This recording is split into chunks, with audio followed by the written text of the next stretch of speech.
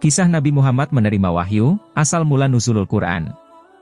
Saat genap berusia 40 tahun, Nabi Muhammad SAW dipenuhi kegusaran. Rasulullah gelisah melihat sikap kaumnya yang semakin jahiliyah zaman kebodohan. Dalam konsep Islam, jahiliyah berarti masa di mana penduduk dalam ketidaktahuan, saat manusia bertindak tidak sesuai dengan ajaran agama. Saat itulah awal mula Nabi Muhammad menerima wahyu pertama, atau turunnya Al-Quran, untuk pertama kali yang dikenal dengan nuzulul Quran. Kegalauan hati ini membuat Muhammad senang menyendiri. Dia meninggalkan rumah menuju perbukitan. Muhammad lalu menyepi di Gua Hira. Pada suatu hari, tepatnya 17 Ramadan, bertepatan 6 Agustus 610 Masehi, datang malaikat Jibril untuk menyampaikan wahyu pertama. "Ikra, bacalah," kata malaikat itu. "Aku tidak bisa membaca," kata Rasulullah. Dalam Sirah Nabawiyah Sejarah Lengkap Nabi Muhammad SAW karya Abu Hasal, Ali Al-Hasani An-Nadwi, diceritakan malaikat lalu mendekap Muhammad hingga kepayahan. Perintah bacalah itu disampaikan sebanyak 3 kali.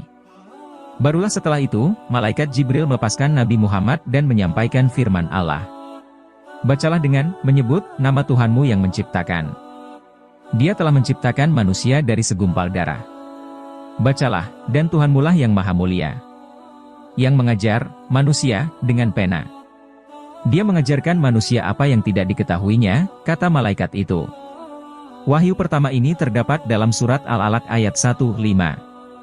Wahyu pertama ini pula yang menjadi penanda turunnya Al-Quran atau nuzulul Quran, sekaligus hari pertama Muhammad diangkat sebagai nabi. Setelah menerima wahyu itu, Rasulullah pulang ke rumah dengan ketakutan. Setibanya di rumah, Muhammad meminta sang istri, Khadijah, untuk menyelimutinya. "Selimuti aku. Selimuti aku.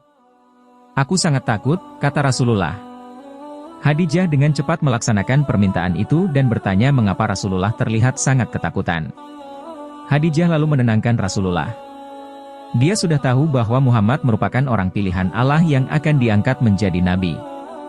Setelah itu, Nabi Muhammad tak lagi diberikan wahyu atau dikenal dengan masa fatrah. Baru setelah 40 hari, turun wahyu kedua. "Hai orang yang berkemul, berselimut, bangunlah, lalu berilah peringatan. Dan agungkanlah Tuhanmu, dan bersihkanlah pakaianmu, dan tinggalkanlah segala perbuatan yang keji, dan janganlah kamu memberi, dengan maksud memperoleh balasan yang lebih banyak. Dan karena Tuhanmu, bersabarlah," kata malaikat kepada Muhammad. Wahyu kedua ini terdapat dalam surat Al-Mudaththir ayat 1-7. Wahyu kedua ini merupakan perintah kepada Nabi Muhammad untuk memulai dakwah menyiarkan agama Islam. Khadijah menjadi orang pertama yang beriman kepada Allah.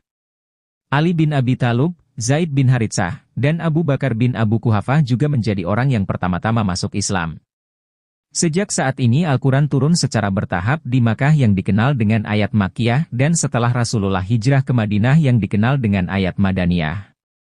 Hingga wahyu yang terakhir turun adalah surat Al-Maidah ayat 3 saat Nabi Muhammad melakukan haji wada atau haji terakhir di Padang Arafah.